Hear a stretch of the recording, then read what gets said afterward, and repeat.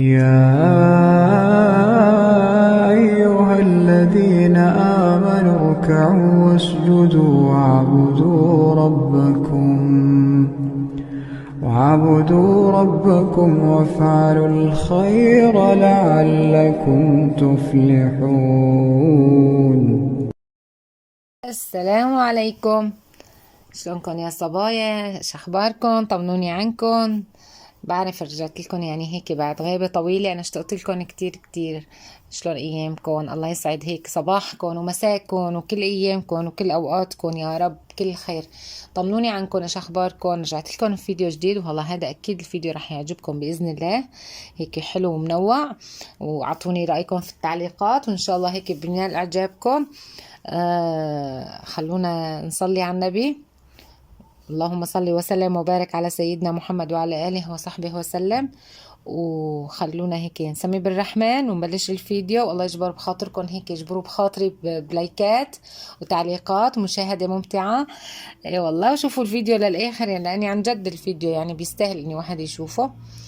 يلا خلونا نبلش. اي والله يا صبايا، هي هون كانت قهوتنا يوم السبت، وهيك يعني. هلا هو الفيديو كان رح ينزل يوم السبت او الاحد، ما صار نصيب وما نزل يعني. ايه، وهلا هيك سوينا كابتشينو، سوينا قهوة، ونزلنا انا وبنتي وكنتي يعني هيك لتحت، شربنا قهوة على الشمس. ما شاء الله هيك هالايام اللي عم تطلع، اللهم صل على النبي. ايش هالايام، تقولوا ربيع، تقولوا ما شاء الله، بالنهار عم يطلع الجو كتير رائع كتير حلو. بس هلا عم بيقولوا اني اخر الاسبوع رح يصير يعني ترجع تنخفض الحرارة، رح ينزل مطر، رح عم بيقولوا حتى عنا يعني اني رح ينزل تلج. الله اعلم، الله يبعث الخير يا رب. بس عن جد هاي الايام بتجنن بتجنن.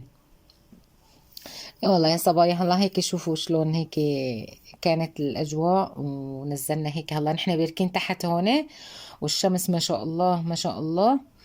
الله هيك يا رب يجبر بخاطركم يا رب. ايه والله، شوفوا لي على هالفنجان القهوة اللي بشهي القلب. عن جد يعني بده وحدة هيك كتير، عن جد كتير الجو رائع، بجنن بجنن الجو. ايه قلنا نكسبها يعني. هي كان يوم سبت وكنا مخلصين حوسه ونزلنا، وهي نزلت هون كمان الزيتونه، هي بسبوستي. بس خافت، ما حسنا، ما طلعت من البيت ابدا، مع انه فتحنا لها وحاولنا نطالعها. ما بعرف ليش خافت. هلا صرنا نحن زمان ما نزلناها على الشارع. يا حرام، مرعوبة كتير مرعوبة. بتلاقوها بالبيت عم تفعي فعي بتفعي فعي، بتنط من هون لهون، من قرنة لقرنة. وهون لأن نحن نزلناها على الشارع ما بقى، خلص خافت بتقولوا من الجو من ايش ما بعرف. المهم، وهلا هيك هون دق لي جوزي وقال لي انزلي نروح على اليوزبير نجيب شوية اغراض، هو جاي من الشغل يعني. قال لي انزلي بلاقيكي باليوزبير. نزلنا انا وبنتي، رحنا على اليوزبير، تمشينا هيك ورحنا جبنا كم غرض، وبعدين رحنا على البيم كمان. وهلا شوفوا مشترياتي ما بصير بلاها، ما بعرف ليش.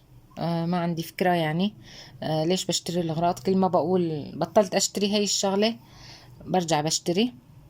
ليش ما بعرف، لا تسألوني، لأني ما أنا نفسي ما بعرف ليش بشتري. بعد ما بشتري وبجي بقول ليش اشتريت يعني. والله على أساس بطلت أشتري يعني. بدنا ننزل على سوريا، بدنا هذا، برجع بقول يلا باخدهم يعني، مثلهم مثل العفش الباقي اللي دا اخده. بشيلهم من وجهي. ايه والله يا صبايا هيك يعني. وهلا هيك رايحين هلا على اليوزبير عم نتمشى. بس عن جد الجو بجنن بجنن يعني، ما شاء الله الجو كتير حلو. هلا هذا الجو شوفوا انا بحبه، بالنسبة لإلي بحب هذا الجو. مو ما في شوب ولا في برد، يعني الجو مقبول كتير وحلو، والشمس تقبلوها يعني. هلا واحد بيقبل هاي الشمس الموجودة. بس أنا بالشوب ما بحسن، بحب البرد أكتر يعني، بحب الشتاء أكتر. بس الشوب ما بحسن، ما بحبه أبدا أبدا. ايه والله يا صبايا، هلا هيك أخدنا شوية أغراض من اليوزبير، وهي جينا هلا هون على البيم كمان، وأخدنا مشتريات يعني ما بصير بلاهم. واخدنا شويه اغراض للبيت. هلا انا قلت لكم يمكن قبل الفيديو بالنسبه لزوجي انا يعني، اني كل ما بلاقي مثلا معه شوي اني مصروف زياده، اني بروح بجيب فيه اغراض للبيت. هلا شوفوني هون، هدول اخدتهم الخشبيات من عند بياع ادوات منزليه. هلا هدول هيك اللي بدوروا، قلت بكره برمضان حلوين يعني، هيك بنحط فيهم مثلا مثل تمر، مثل زبيب، هدول الفواكه المجففة، أكلات، نقرشات، شغلات بنحط فيهم. وهذا شوفوا هلا هيك فرحانة عليه عبدور. شي النهاردة عامل فيه قهوة وهيك وأحطه يدور. ايه والله يا صبايا. هلا هدول الكاسات أنا من شغلي يعني، ما أنا اشتريتهم، هي بنتي اشتريتهم. ليش ما بعرف كمان، قال حبتهم اشتريت منهم. أخذت كاستين كمان لمرت أخوها، قال بتعرفها بتحب هيك شي، أخذت لها كاستين. ايه واخذت لأنه يعني كمان إيه. هلا ليش اشتريتهم ما بعرف، هيك قال بدها اياهم حبتهم اشتريتهم. هدول منزلين كني باليوزبير وبالبيم هيك شغلات، اني هلا مقرب عيد الحب وهيك شغلات كلها تلاقوها لها قلوب ولها شغلات وهيك. هلا هدول فازات تحت فيهم وردات واحطهم في الغرفة. وهاي الصينية قال كيوت هيك معهم، ما بعرف يعني، ما بعرف. هلا هدول الكوبين شفتوهم بأول فيديو كمان مسوين فيهم كنا كابتشينو، كويسات مقاسهم كتير كويس للكابتشينو. إيه ومعهم شمعة ومن غاليات يعني، سعرهم كني 135. كوبين هيك حلوين، كتير حلوين الكوبين. ومعهم هاي الشمعة معطرة كتير حلوة كمان. ايه والله يا صبايا وهيك يعني. هدول كانوا شرينا هدول من اليوزبير، بس الخشبيات من اليوزبير من عند ادوات المنزلية يعني، اللي بشتري من عنده دائما. ايه والله. وهلا بالنسبة لمشتريات البيت يعني، بتعرفوا البيت يعني ما بصير بلا اني واحد يضل دائما يشتري يعني. ايه لاني بلزم كل شيء بلزم، خصوصا هلا جايين على رمضان يعني. شفتوا واحد بصير استهلاك مثلا عنده طحين زيادة، رز، سكر، بصير يعني بكره بنسوي معجنات. هاي جبنا لقينا عليه هذا العرض، العطون كتير طيب هذا جايبينه يعني، قبل هالمرة لقينا عليه عرض او اشترينا منه. ايه وكان لازمني ملح للجلاي وملمع كمان جبتهم. جبت سميد كمان، ما بقيان عندي سميد، قلت مشان اذا سويت شي يعني. لاني هلا حتى يعني لازمني يعني لسه كتير اغراض، مثل بهارات، مثل مثلا جوز هند، شغلات لسه ما اشتريتهم. هدول بشتري لي اياهم من عند السوري من غير مكان يعني. ايه هون اليوزبير والبيم جنبنا يعني. هلا هدول فانيلا جبت ظرفين يعني، اني ظرفين مختومات، اني كل ظرف فيه 10 ظروفه. إيه وهي جبنا سكر، وهون جبنا 5 كيليات طحين يعني 5 كيليات، لأن بنستهلك نحن سكر كتير. بتعرفوا بطبخ رز بحليب كتير. هلا بطبخ يعني هيك شغلات يعني إني بالسكر وبسوي حلويات. وهون بالنسبة للطحين يعني بتعرفوا بكرة جاي رمضان، وعلى المعجنات والمعروق سمبوسك ويعني هيك شغلات. بتعرفوا شلون يعني رمضان ببقى غير. ايه والله الله يعيدوا علينا وعليكم يا رب الخير والبركة. الله هيك يا رب يبارك لنا بشعبان وينولنا رمضان يا رب بأحسن حال بإذن الله.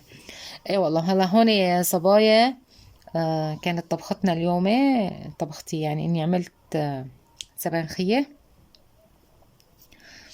جاب لي سبانخ وعملت سبانخية. هلا هي طريقتي انا هيك. هلا احكوا لي انتم بتنظفوا السبانخ، بتفرموه بعدين بتغسلوه، ولا بتغسلوه قبل، ولا شو يعني، شلون انتم بتساووا طريقتكم؟ هلا انا اول كنت افرمه، انقيه افرمه، بعدين اغسله.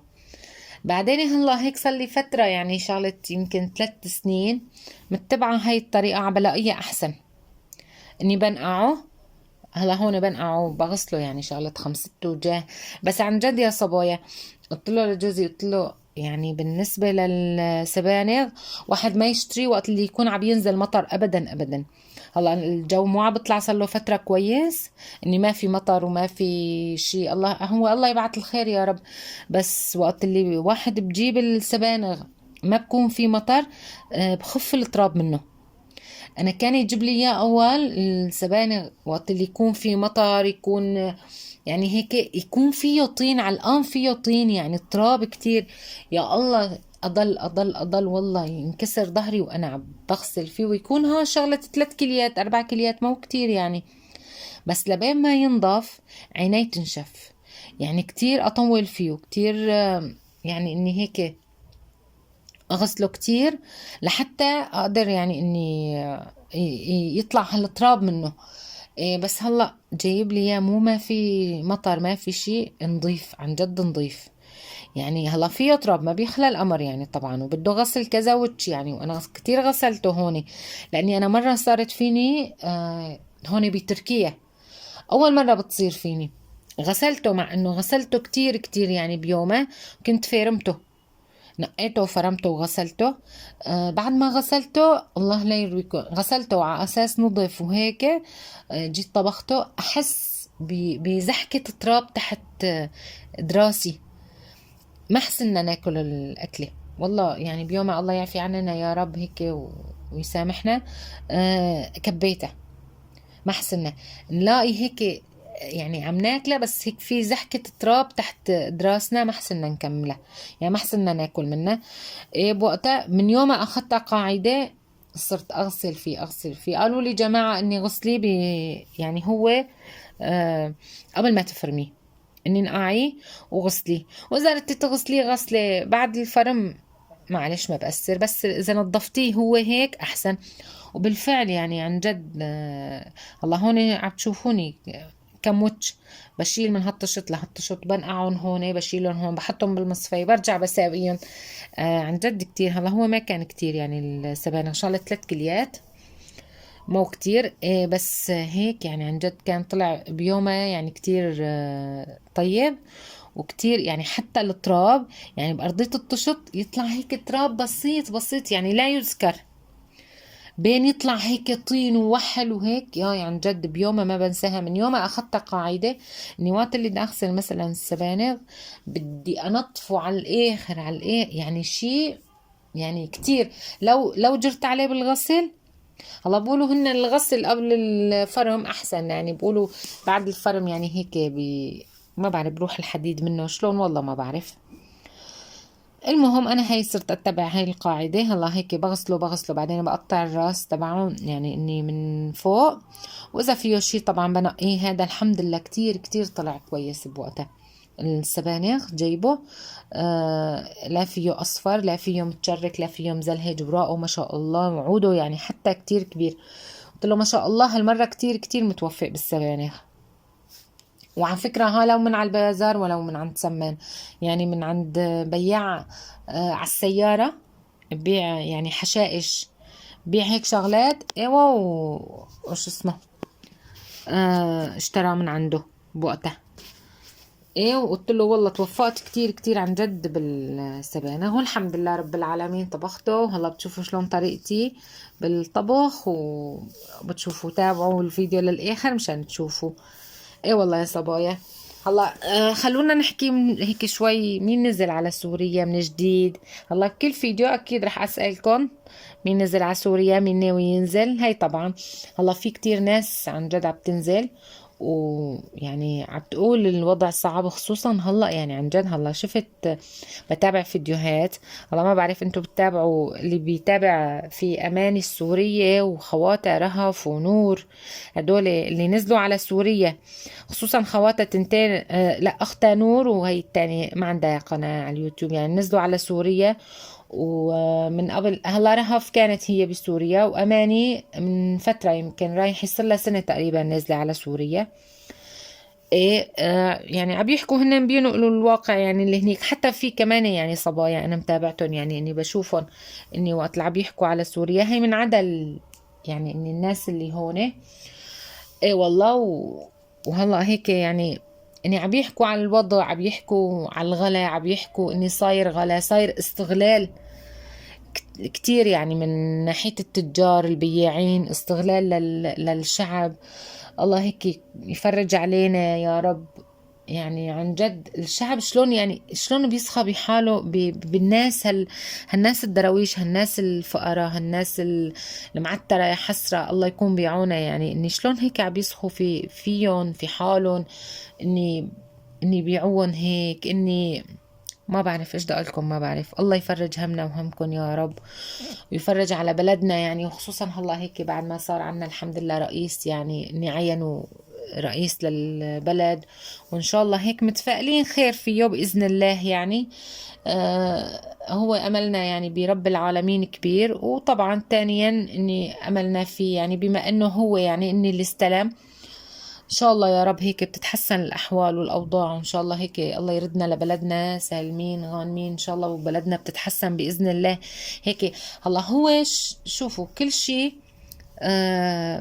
يعني صاير إني مبشر، كل شيء بالنسبة لسوريا كل شيء عم بيصير إني مبشر إن شاء الله يعني، ومستبشرين خير كلياتنا بإذن الله يعني بالأيام القادمة.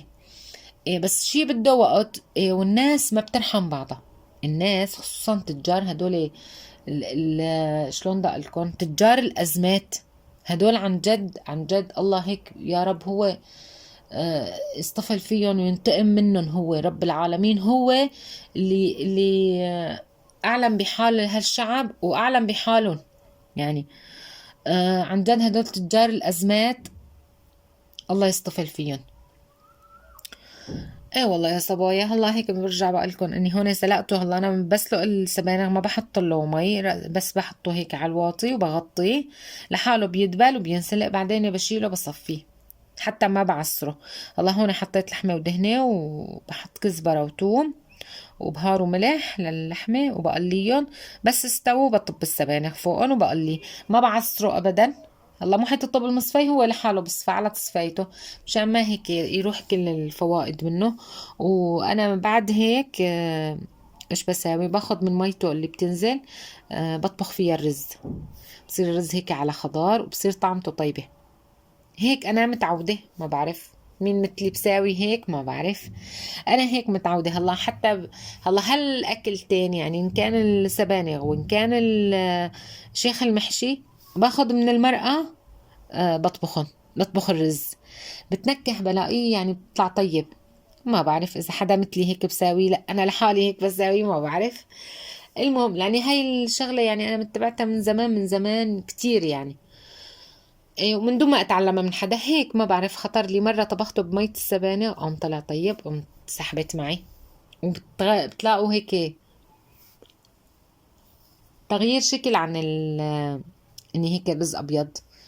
ايه والله يا صبايا كله مع العافية طيب، كله بس واحد يكون صحته وعافيته هيك يكون عليه، وكل شيء طيب كله كويس.